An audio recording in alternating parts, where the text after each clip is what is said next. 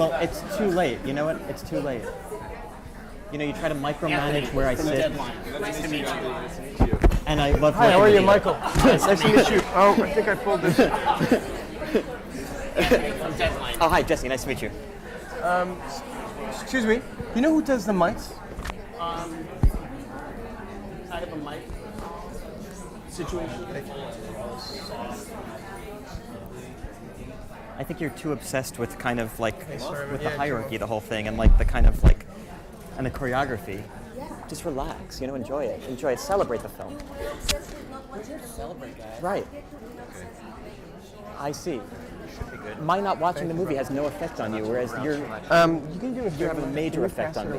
All for the negative. I'm so anxious in this middle right here. like this. Like I'm swimming. I did it the first time. I'm just worried it might pop out again while we're in the middle of the interviews. I'll make sure of it. I know you do. Keep it pressing.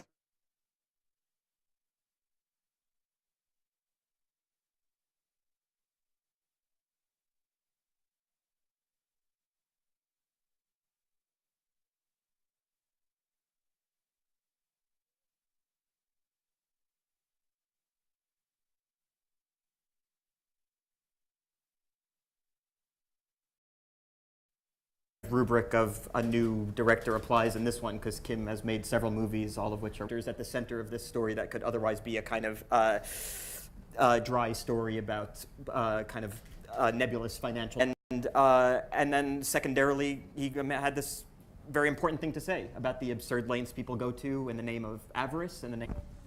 No, I'm so sorry. Go ahead. The girls like to cook. Yes. Intimidating because I'm not like great with technology.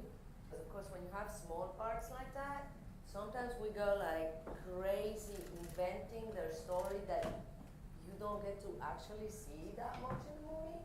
But for me, it was how this woman, who's a smart woman, so for her it's about betrayal, and I really like that about my character. And you are not Eric from True Blood in this at all. That would have been pretty cool though. This was a vampire. Oh, got it. Yeah, that would have been The choice. It's how I saw Anton when I first read the script, and from very early on, talking to Kim, it felt like we were both kind of doesn't care about like he wants his clothes to be comfortable and functional, good with like pockets and good stuff, but he doesn't care what if they look if it like looks nice. Yeah, the shaved head was I just that's how I saw him reading it. And, No, that's not great at all. That's not. at all. But then finally, I was like, I was sitting in the makeup chair with Anne, the hairdresser, and I was like, I know that Kim likes the idea of him being bald, so let's just do it. So I kind of made her shake because I'm like. That was a great scene, a great comedy scene when the FBI is chasing you around around the net. That was. I had a lot of fun shooting that. Yeah. Was there a lot of takes for that? There were. We were. I was going to cut that scene actually. Cover it with different shots, and we had an amazing steady camera to be in that place. So yeah, we did like maybe 7 takes, and it turned out to be like I think it's the second take that we used. Oh, it's excellent. It's Thank excellent. you. Thank you. It's up there with the scene where Tom Cruise. It's really interesting, and what I love so much about Kim's vision was that at the end of this film, what he does is monumental, but not to spoil it for anybody, but human life is he realizes is much more important. We did this amazing road trip with my production designer Emmanuel Frichette from near Kansas all the way to New York, and literally we did the straight line. We did, okay, what would we see if we went? We did. There's a lot of religious signs in America that we don't really have on the north of the U.S. So we had to add a couple of those, and the flags. We don't have a lot of like Canadian like proud like flags. We don't have a lot of that. So that was stuff that needed to adjust it. But basically, yeah, the idea of doing a film about the financial market, and then things kind of raced for the last maybe 2 or 3 years. It's usually the time I take to do a film. And these guys, how long did you wait?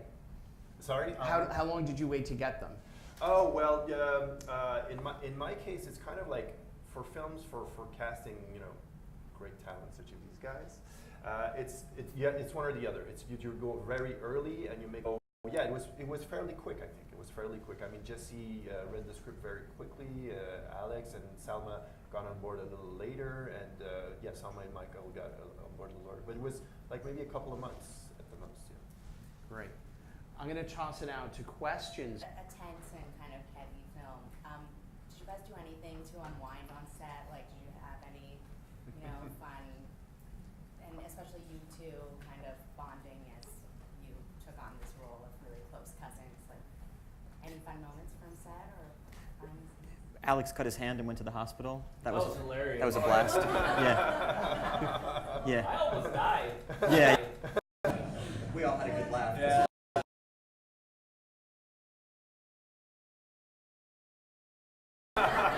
It's going to cost you some blood. Yeah. So big up to the Quebec the health system. Yes. Yes. I There was a lot of funny moments in the movie. Like, I think what was great about like the tone that Kim created, which is really unusual, was that it was this incredibly, like, the stakes for the characters were incredibly dramatic. So it kind of allowed us the luxury of allowed us to be funny in moments, because we knew that it would never undermine like what the characters were constantly dealing with, because it was so intense, especially like towards the end of the movie for my character because of what happens to him in the middle. And so it ended up being like funnier in a great way than you might expect just hearing the premise of the movie. I agree. You guys, both of you asked me. I feel that there's some levity in this script that we could like oomph up, and would you be like? I'm the person that takes care of everybody, and when they have problems, they come and cry, and I go fight for them. And in this movie, I was supposed to be like the strong woman, and I came 2 times. And in the first time, I spent most of the time with Alexander, and I was really sick. Like, I had to work. I felt really fragile, and he was a champ. He really did good. I was super nervous. Should I back out? And so I was again super fragile. And they were my champs, and they really got me through it. And I got to be like the girl, you know, that needs some support. And they were there for me, even though I was their boss when the camera was rolling. So it was lovely. Oh, that's sweet. It was really sweet.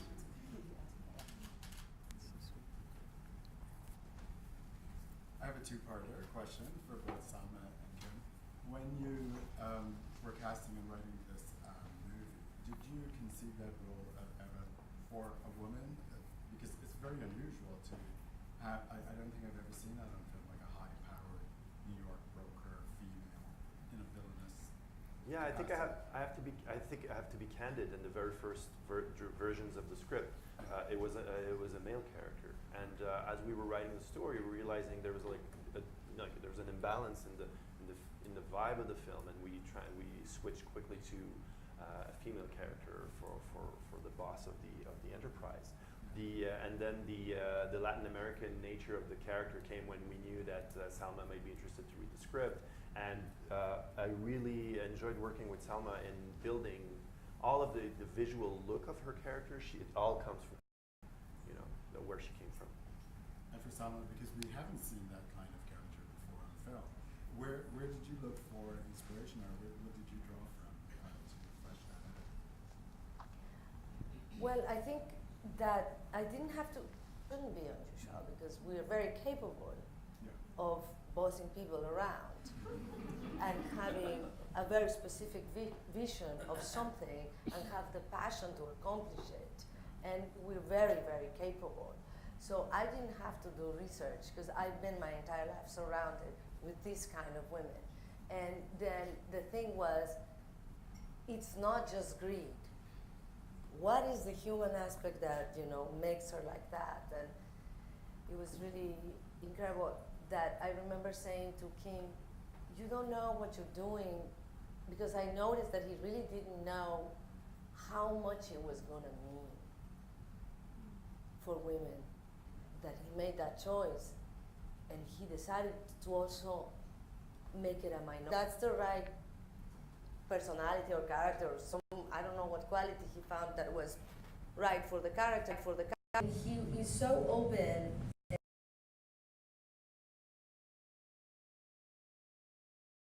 Was so normal, and it felt so good to be able to not be the charity case. Oh, we need to bring some diversity in the film because now I told you we like to talk. We like to. True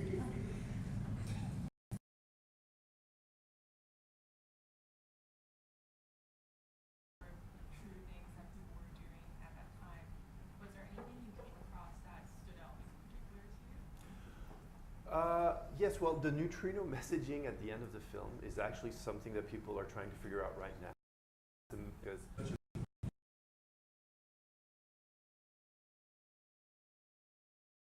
like in Switzerland, like that they're trying to discover neutrinos.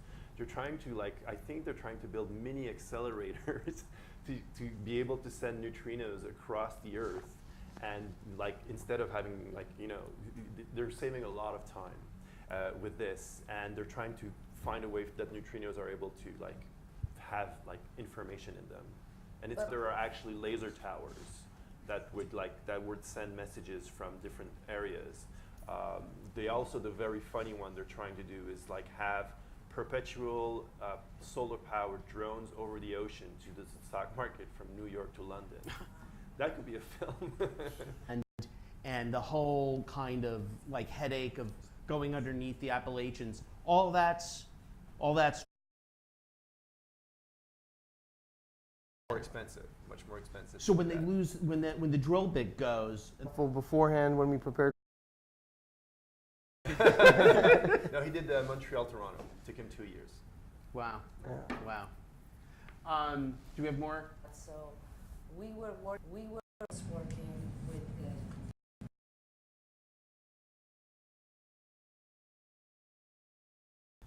And we were Skyping, same with the wig, and communicating and on the phone, and I met them really at 10 o'clock the night before my 7 in the morning call or 6, and I brought some clothes, they had some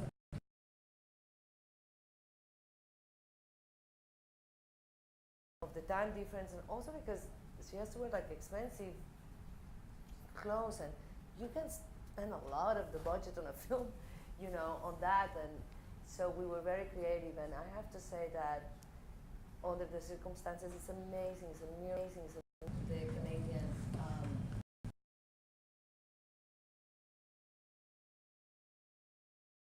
kind of. John's entire costume cost $12. Yeah. $12. A lot of that money.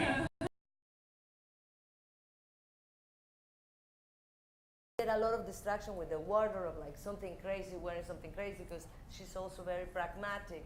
So I thought, she would have a memorable hair thing, and I thought of white. It's like a way of.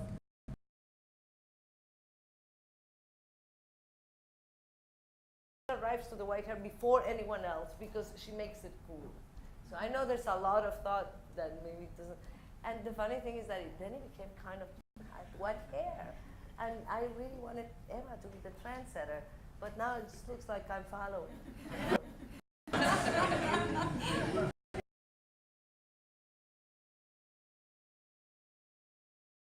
Scary about sending him to jail. Do we have, well, the play here at TIFF.